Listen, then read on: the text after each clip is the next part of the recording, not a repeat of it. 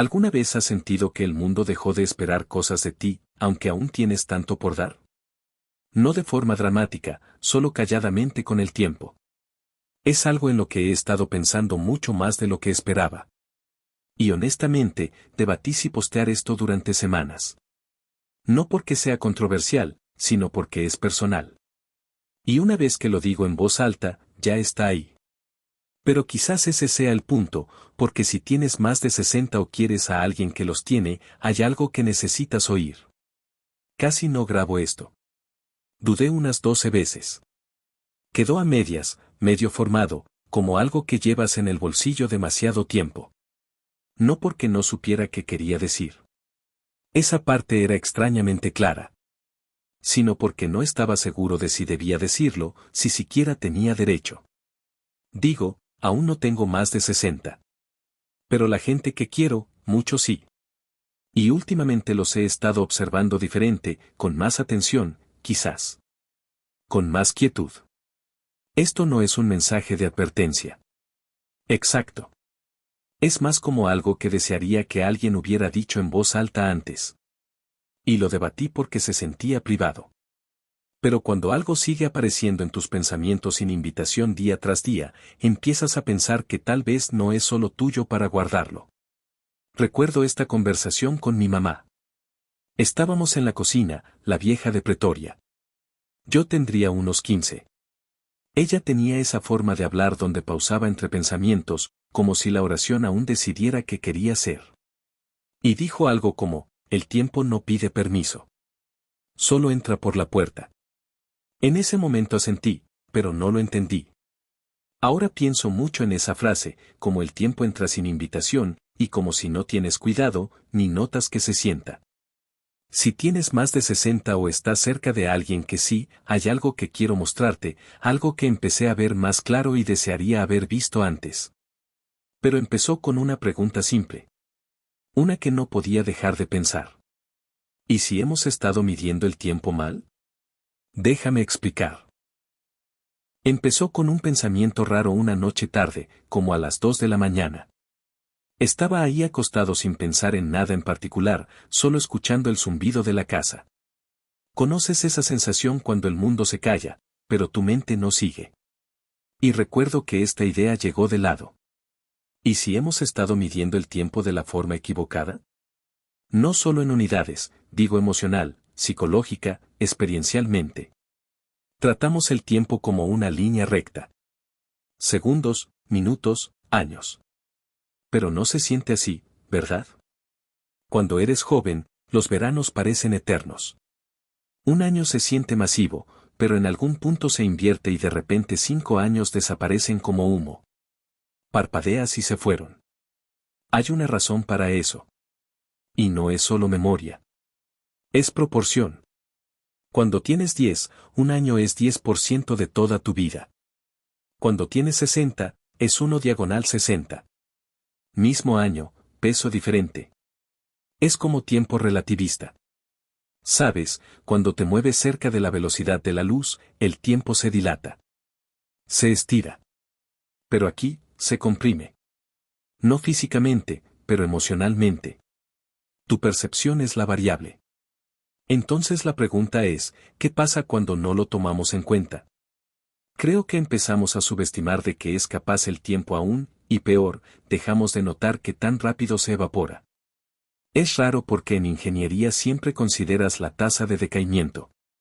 Las baterías de litio-ion, por ejemplo, se degradan con el tiempo, no lineal, sino exponencialmente cerca del final de su vida útil.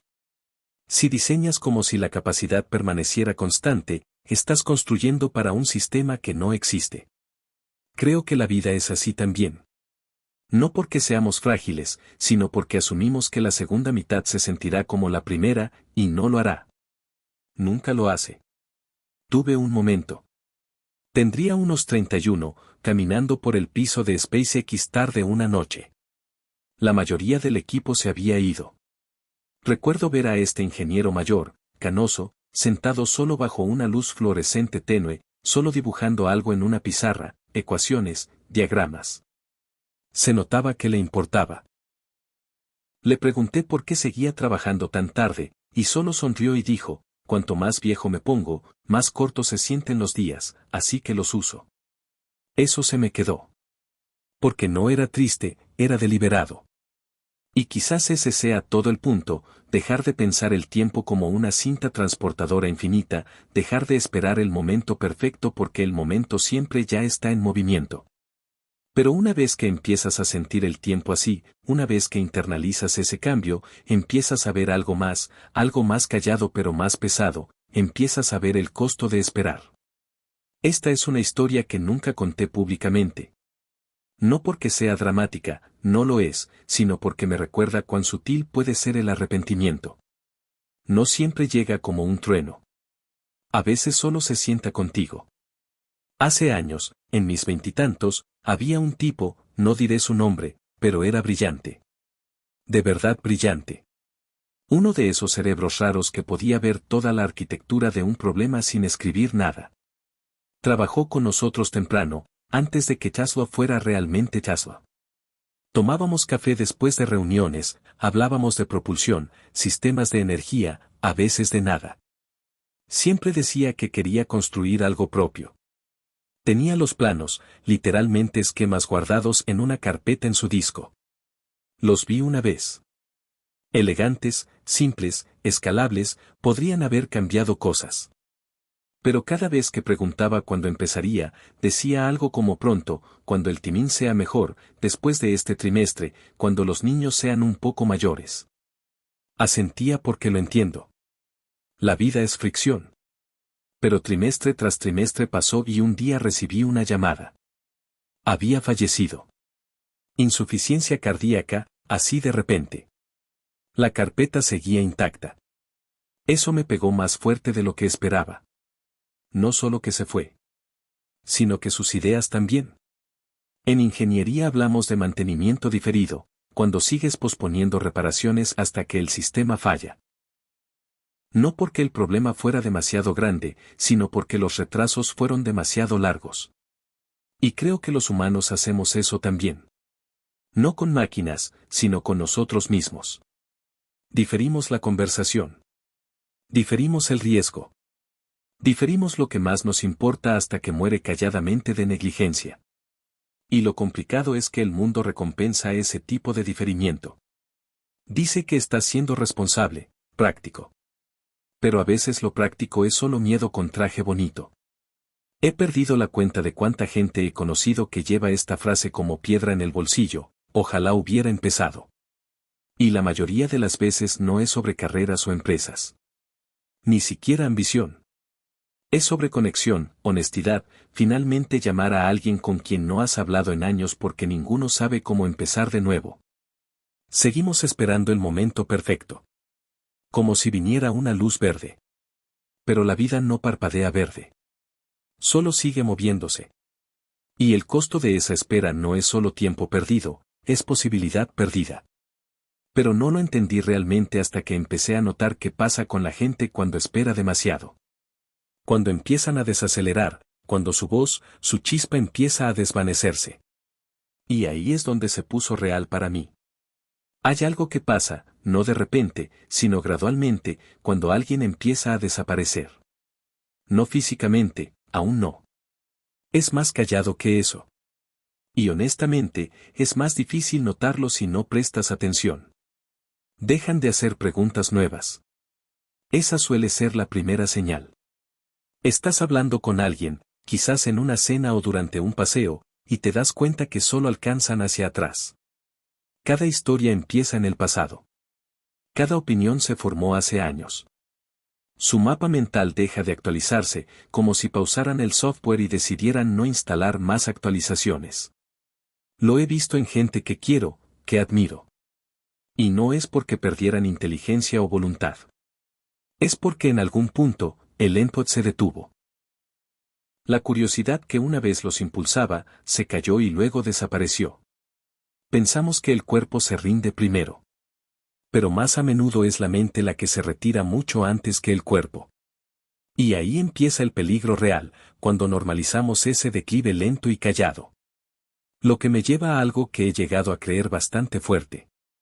Algo medio incómodo. El retiro podría ser una palabra peligrosa. Creo que necesitamos hablar de la palabra retiro. Es una de esas ideas que suenan inofensivas, incluso reconfortantes, como un descanso bien ganado. Pero con el tiempo, he empezado a pensar que el retiro podría ser más peligroso de lo que creemos. No físicamente, no financieramente, sino mentalmente. Mira, cuando los ingenieros hablan de apagar un sistema, siempre hay un protocolo. No solo lo desconectas. Hay un ramp down por etapas. Aísla energía, drena presión, corre diagnósticos. Porque una vez que un sistema se apaga completamente, la entropía entra rápido. Y la mente humana no es tan diferente. Cuando la gente se retira, no solo de trabajo sino de perseguir, pasa algo sutil. No solo dejan de trabajar. Dejan de apuntar. Dejan de actualizar sus marcos. Sus bucles de retroalimentación se rompen. No estamos hechos para la quietud. Hay este mito, quizás viene de marketing o solo deseo, que estamos destinados a desacelerar. Que hay un capítulo dorado donde finalmente te relajas y desconectas. Y sí, entiendo el atractivo, pero he visto cómo luce cuando la gente realmente intenta vivirlo. No luce como paz. Luce como deriva. No se trata de trabajar hasta morir. Eso no es lo que quiero decir. Se trata de nunca dejar que tu sistema operativo se enfríe.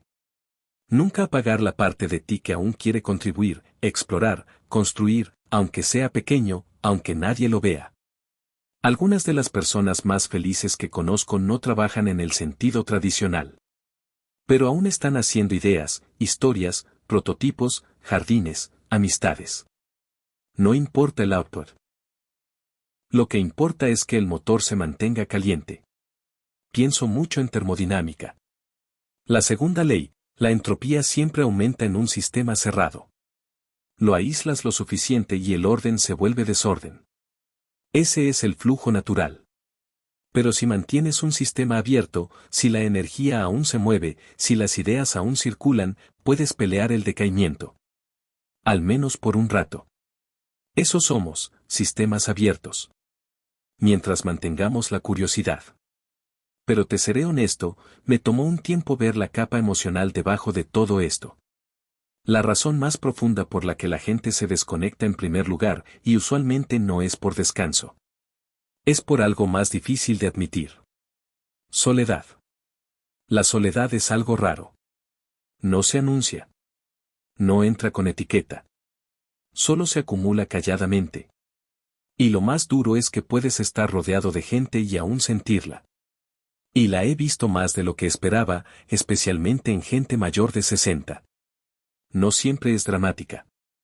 A menudo es solo un adelgazamiento de conexión, menos llamadas, visitas más cortas, menos risa, más silencio entre oraciones.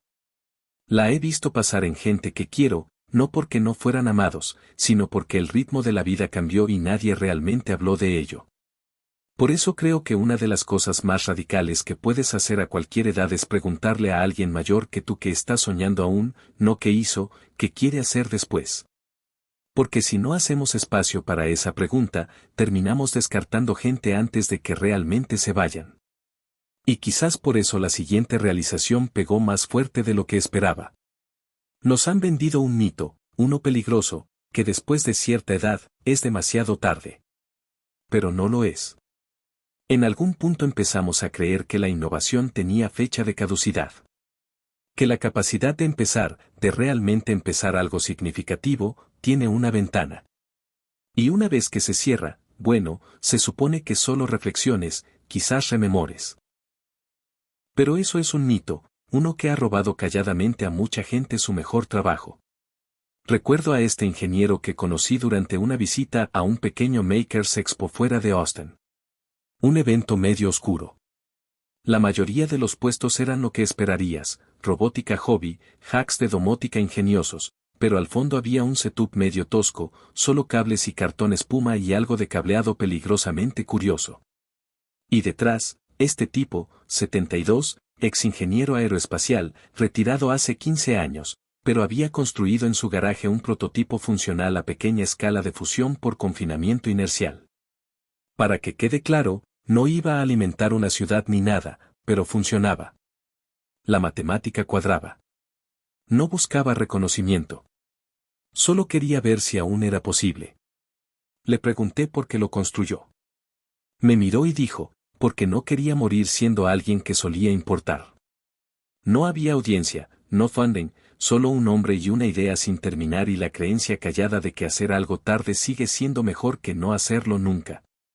Tendemos a romantizar la juventud como el terreno fértil para la invención. Y sí, mentes jóvenes tienen ventajas, velocidad, quizás menos dudas. Pero mentes mayores han visto patrones. Han cometido errores y vivido lo suficiente para entenderlos. Esa es una inteligencia que no puedes apurar. En cohetería, la primera etapa te saca del suelo. Pero la segunda etapa es la que te lleva a órbita. Esa es la fase callada de alta altitud.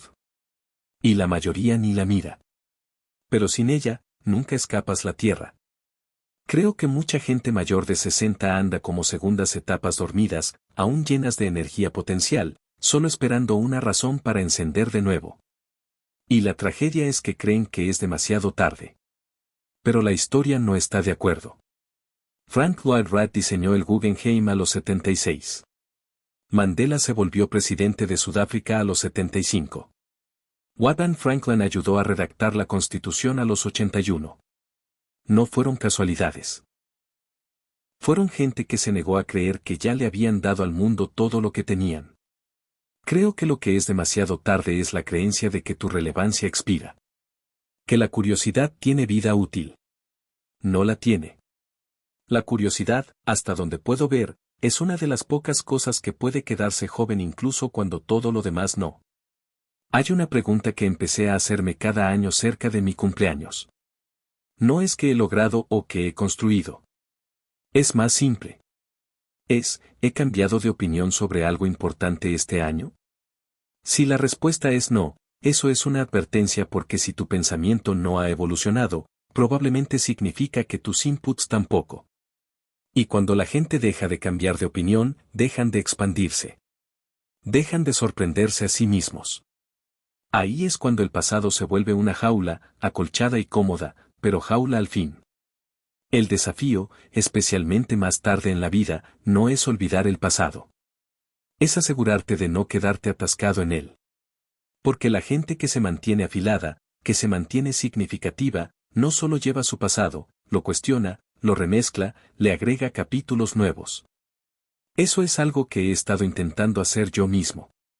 Y me llevó a un pequeño ritual. Uno que nunca compartí realmente, que me sorprendió cuánto me ancló y desafió al mismo tiempo. Es una carta que escribí a mi yo futuro. Fue tarde una de esas noches donde dormir parecía opcional, el tipo donde el aire está tan quieto que se siente como si el tiempo contuviera la respiración. Estaba solo en un balcón con vista a un tramo callado de colinas californianas.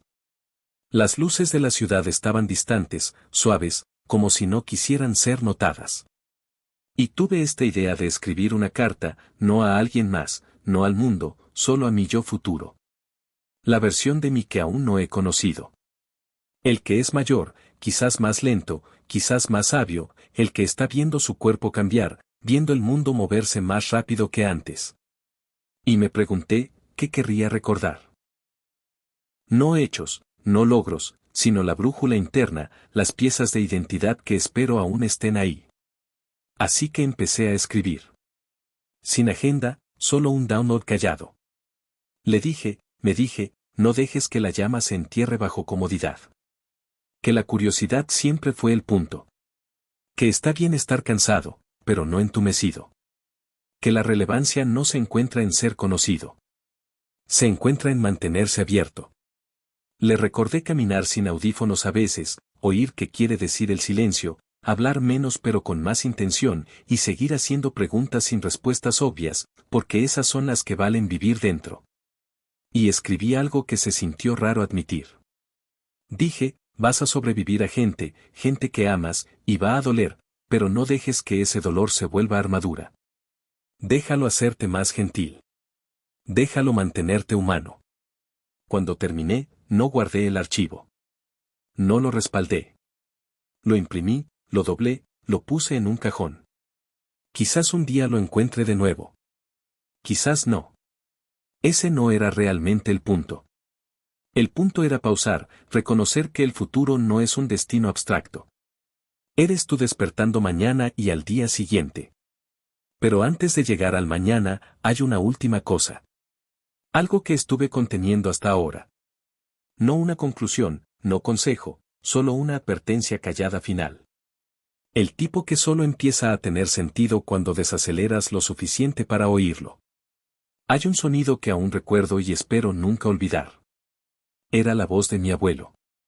No fuerte, no grandiosa, solo firme. Estaba en una cama de hospital, conectado a máquinas que hacían más ruido que él. La habitación era blanca de esa forma que siempre tienen los hospitales, estéril, calmada, fingiendo no sentirse como el final de algo. Me miró, ojos afilados incluso cuando sus manos no lo estaban, y dijo, va más rápido de lo que piensas. Eso fue todo. Ningún gran discurso, ninguna metáfora pulida, solo un hombre que había visto el arco completo del tiempo y eligió usar lo poco que le quedaba para decir una cosa verdadera. No entendí el peso de esas palabras en ese momento. Ahora sí. Porque la advertencia, si puedes llamarla así, no es sobre la muerte. Es sobre deriva. Sobre despertar un día y darte cuenta que has estado inactivo demasiado tiempo, que dejaste de dirigir, que dejaste que el silencio echara raíces. El momento más aterrador en la vida de cualquiera no es el final. Es el medio, cuando aún estás físicamente aquí pero emocionalmente desconectado. Cuando miras un día y no sientes tirón, urgencia, alcance. Esa es la erosión callada. Y no grita. Susurra. Así que, si estás oyendo esto ahora, realmente oyéndolo, y tienes más de 60 o estás cerca, no estoy aquí para decirte qué hacer después. Eso es tuyo para definir. Pero si digo, no esperes un permiso. No viene. Tu vida, tu voz, tu mente, aún importan. No por lo que solían ser, sino por lo que aún pueden ser. Y si este video removió algo en ti, si te recordó una versión de ti que creías perdida, entonces quizás no estaba perdida. Quizás solo estaba callada, esperando. Como este mensaje, debatí postearlo semanas. Pero si aún estás escuchando, quizás tú eras la razón por la que finalmente lo hice. Si eso se siente verdadero para ti, haz algo al respecto. Aunque sea pequeño, aunque sea solo suscribirte, no por algoritmos, sino porque quieres más de este tipo de conversación en tu vida. No el ruido, no el scroll, algo más lento, algo que nota. Y sí. Si quieres oír más, dale like al video. Suscríbete. Ya sabes cómo funciona. Pero honestamente, si este mensaje te importó, díselo a alguien que necesite oírlo.